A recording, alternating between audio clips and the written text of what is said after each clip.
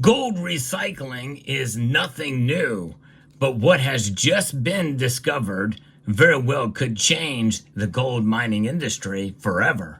We'll talk about it in this video as we explore.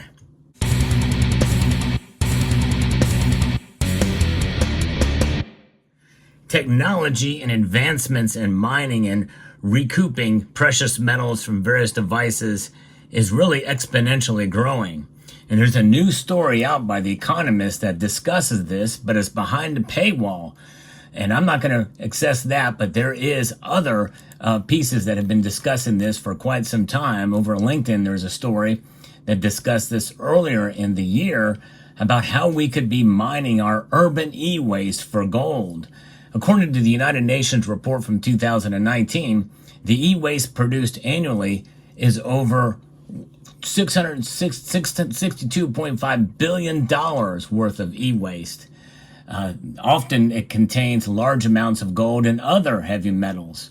It contains precious metals such as silver, platinum, palladium, and base metals like copper, iron, aluminum, and cobalt are also found in large amounts of e-waste. It's a huge sleeping resource. Only around 17.4% of the e-waste produced globally in 2019 was processed formally. This is largely because there is not a significant monetary incentive to ensure that a greater percentage would be recycled formally. Of course, that's changing, especially with gold. Look where the gold price is these days. The cost for the formal recycling of e-waste is often higher than for informal recycling, and often also higher than the cost for primary extraction of minerals needed to produce electronics and electrical products. But e-waste contains the materials needed for strategic sectors such as renewable energy, electric mobility, industry, communications, aerospace, and defense. For example, the demand for copper being anticipated is to rise sixfold by 2030 in Europe. And you can really parse that out to other metals, especially silver, but gold as well, too. Gold is used a lot. And what I'm going to tell you about what The Economist is reporting means that this could really up and change the game for recycling precious metals in general and gold in particular. Now, this essentially is what's referred to urban mining. It's a form of recycling of e-waste. Is one way to tackle the increasing global e-waste production and the mineral needs of the energy transition. Urban mining is essentially the process of reclaiming materials from urban waste. A common form of urban mining involves recovering metals and minerals from e-waste. There is currently a significant gap between the amount of raw materials found in urban waste and the potential amount of raw materials that could be recovered through urban mining. Most urban mining today involves melting down devices in a furnace and focuses on extracting only the most valuable metals such as copper, silver, and gold. It is not uncommon to recycle only 10% of the material and discard the rest in landfills. And we'll talk about landfills in a moment, but there are members of this community, one notably Tony Erickson, who does this essentially for a living and has been very successful at extracting a lot of gold and silver from e-waste. And I think it's incredible. And he mentions to me through his experience, if you take and exponentially do what he does, it can be very profitable. And likely a lot of companies are doing it. We know the Royal Mint, by the way, is recycling gold and silver and utilizing it and actually selling it as jewelry. I've actually covered that topic before on this channel. Landfills may now have higher concentrations of certain raw materials than the mines in conventional mining. By recovering value and reinserting it into supply chain, urban mining can play a key role in achieving a circular economy and meeting the increased demand for resources for electric vehicles and renewable energy technologies. Amongst others, urban mining can have an economic, environmental, and humanitarian benefits. It's almost like a win-win-win situation. You might even be able to throw a few more wins in there as well.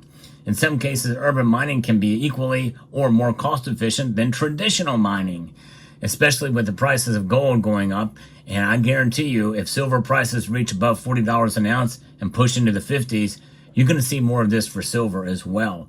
And there's a lot. In fact, you can certainly recycle even wastewater. I've talked about that in a previous video as well.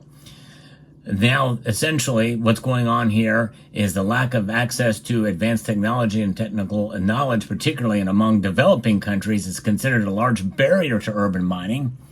But urban mining may be financially unattractive due to labor cost or availability of cheap virgin materials, while formal urban mining typically has a lower environmental impact than mining for virgin resources.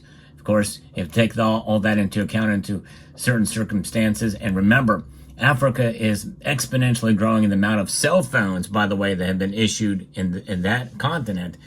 And likely, if with that and the advent of more e-waste, companies will go and move there or set up shops there to recycle some of that waste in African nations. So that is very much a possibility that something could come along that way.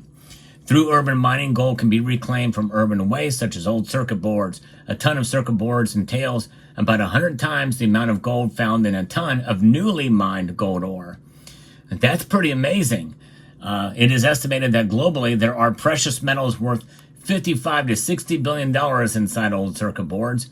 Alone from 1 ton of disposed printer circuit boards, it is possible to recover gold worth around $12,000. Copper worth about $2,000 and silver worth about $1,400. Japan alone is believed to have accumulated 5,300 tons of gold, around 10% of global gold reserves through products and waste products. Japan's environmental ministry estimates that approximately 280 grams of gold can be recovered from 1 ton of around 10,000 mobile phones. And this is an older version of it than I have here just for show, but just goes to show you these things have changed a lot over the years, no question about that. Electronic materials and things like that, everything changes so quickly. It doesn't take long for things to phase out. The new thing is what people want, and usually that happens on an annual basis.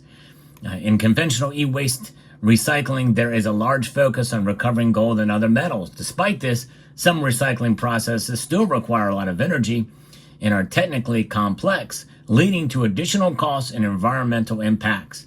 This typically means that the recycling is not that profitable, and generally printed circuit boards and other components are shredded, sorted, and then separated. Overall, efficiently filtering out specific metals remains tricky and adds to the cost of recycling.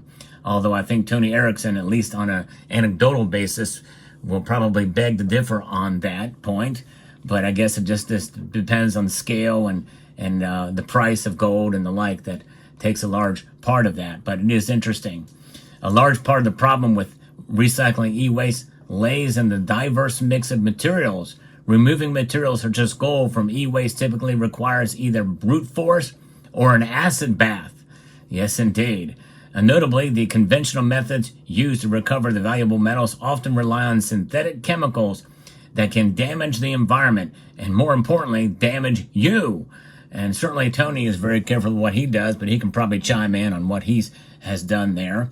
Therefore, the common methods for recycling electronic waste also have several disadvantages, including environmental pollution, health risks from hazardous materials, and inefficient recovery of valuable resources. Now, what does this piece say over here by The Economist? There's lots of gold in urban waste dumps. Gold mining can be a tough and dirty business, the article starts. Even with relatively rich deposits, usually found in remote areas, you need giant excavators, huge crushing machines, lots of water, and highly toxic chemicals. And that is for sure. That is setting us up for it. But, when you think about what's happening there with all those materials just to mine it from the ground, you have the same threats and dangers with doing it by e-waste. But the thing is that according to the Economist piece, the pay dirt could be 15 times, that's right, 15 times richer than natural deposits.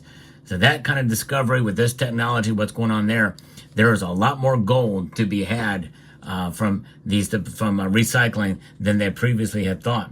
If they can squeeze every last little bit of that gold out, that little 1/1000th of a gram out of those deposits or out of these electronic devices such as you see here, well, then you're on to something. Yes, indeed you are. So we'll see how that plays out. I wonder if this thing will turn on. Let's see. Will it turn on? No, battery's dead. I guess I should have charged it beforehand. But there you go. But gold, you don't have to turn gold on. Gold is already a turn on, that's for sure. And right now, it is really exciting to think about the possibility of gold being recycled out of e-waste in a more dramatic flare. Now, another argument is if they were to pull all that gold out, is that going to just increase the supply of gold, therefore causing the price to go down? Potentially. But when the price goes down too much, well, they'll probably stop. These companies need to be profitable, which means they're not going to go into it until they have some way to hedge against a dramatic downturn in gold's price. So likely, they probably will not do it until gold is well above where it is now, likely, or stays where it is now. Who knows? What is that magic number, and for how long does that magic number need to be? Well, I'll let the experts figure that out. I just think it's fascinating to see that the technology is advancing to the point now where they can say that there can be 15 times more gold pulled out of things like these, like this, than from the ground. Let me know what your thoughts are in the comment section down below. Hope you found this video informative, insightful, and educational. Would like to extend a multitude of gratitude to you all for taking the time to watch, and encourage you to please rate, share, comment, and subscribe.